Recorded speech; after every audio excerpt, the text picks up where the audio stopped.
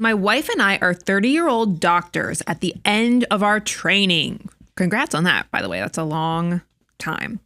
Household residency salary is $50K a year. We are about to start our careers and our salary will grow to $600K a year. Mm-hmm. How should we prepare? Unique situation here. Well, here's the advice. So we obviously work with a lot of medical professionals who have gone through residency. Now they transition into this stage of their life. And here's the best piece of advice that I could give you. And I give the same advice to college students, if you can believe it. Even college students who come out of college going into the first job. I say, I want you to slow down and pause and just think about that on your salary of $50,000 a year, you've been able to make it work. You've been able to live life and pay bills and do things. Maybe you haven't been able to do all the things you want to do, but you have been able to navigate living on that income.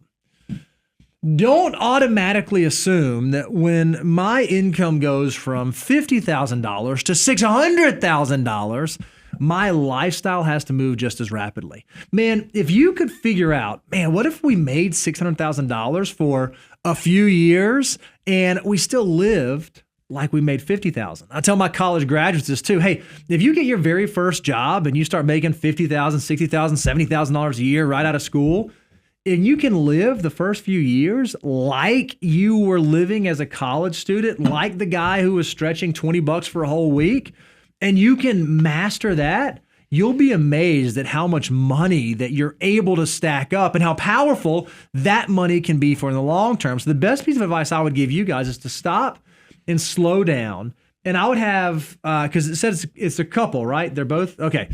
I would have a cool off here. But hey, you know what we're going to do? For the first 6 months we're working, we're just going to focus on working. We're not going to go buy the BMWs. We're not going to go put the down payment on the house. We're not going to go do the this, the that, the this, the that, the this, the that.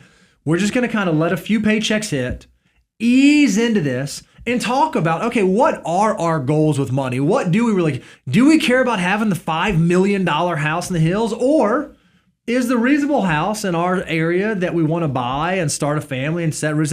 Does that make more sense, at least at this present stage? Because that's the one thing I see, doctors get wrong, is they rush into the lifestyle immediately. Well, I want to talk about the mindset of, first of all, we don't know a few things that have not been shared, like student loan debt. Sure. Because typically doctors, you go from making $50,000 to $600,000.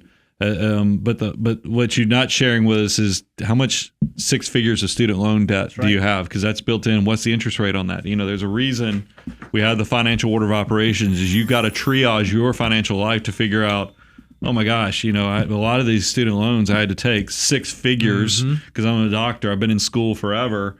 Are much higher interest rates than I feel comfortable with. So that's going to come into the plan.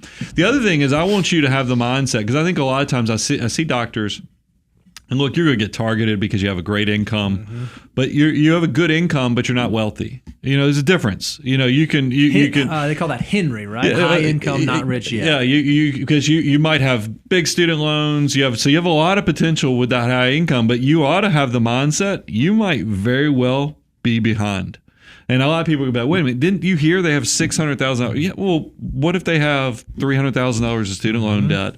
What if you realize that they're now in their early 30s? What's the wealth multiplier for a 20-year-old? It's 88 times over. What's the wealth multiplier for a 30-year-old? It's 23. So you can see how we've almost about cut it in a quarter. And from any of your friends that got the finance or accounting degrees and graduated at 22, they've been out there putting in some steps already on building up net worth. So because I remember I had one of my early clients. Only reason they're not clients because Mayo Clinic's benefits are so good that they stole them away, which really upsets me because I loved having them as clients. But I loved how she would advocate whenever her new doctors would come out of their residency and say, don't go buy the Mercedes. Don't do it. I know you've been in school so long, you feel like you should reward yourself for all this hard work, but you've still got a little bit more in the journey, because it's back to, you've got to build the critical mass. I mean, you have no assets working for you. It's all built upon your labor at this point. And you very well could have multiple six figures of student loan debt. We've got to get all that under control so you can actually get caught up And now you'll do it very quickly. That's why I'm saying a little ounce of preparation for somebody who's graduating with this type of situation is going to go a long way. But the problem I worry about is doctors, because that high income is so strong.